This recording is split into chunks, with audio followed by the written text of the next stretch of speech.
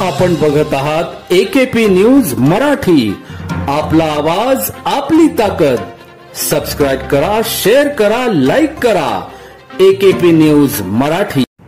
नाशिकच्या सिडको परिसरातील state bank चौकानजीक असलेल्या चायनीज खाद्यपदार्थाच्या हातगाडीजवळ असलेल्या गॅस सिलेंडरचा काल दिनांक 29 एप्रिल रोजी मध्यरात्री 2:30 वाजेच्या सुमारास स्फोट होऊन त्यात 2 जण जखमी झाले। या घटनेची माहिती मिळताच नवीन नाशिक मनपा विभागीय कार्यालयाच्या अग्निशामक दलाच्या 2 बंबांनी आग आटोक्यात आणली, मात्र आग विझवताना एक कर्मचारी जखमी झाला।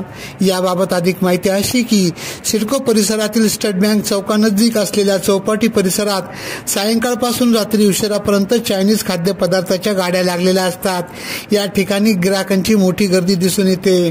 काल 29 एप्रिल रोजी मध्यरात्रीच्या सुमारास गॅस सिलेंडरचा अचानक स्फोट झाला।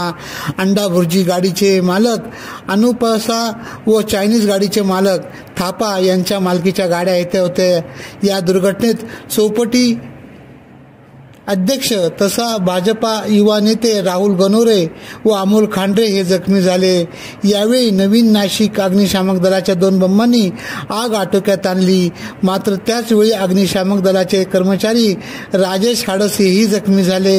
यावेळी अविनाश सोनवणे, के पवार, पार्थ शिंदे, अजिंक्य वज्रे, वाहन चालक आय काझी व SD गुगे यांनी परिश्रम घेतले। अंबड पोलीस ठाण्याचे वरिष्ठ पोलीस निरीक्षक दिलीप ठाकूर व त्यांच्या सहकाऱ्यांनी घटनास्थळी भेट दिली। AKP न्यूज साठी ब्युरो चीफ अनवर खान पठाण, नाशिक।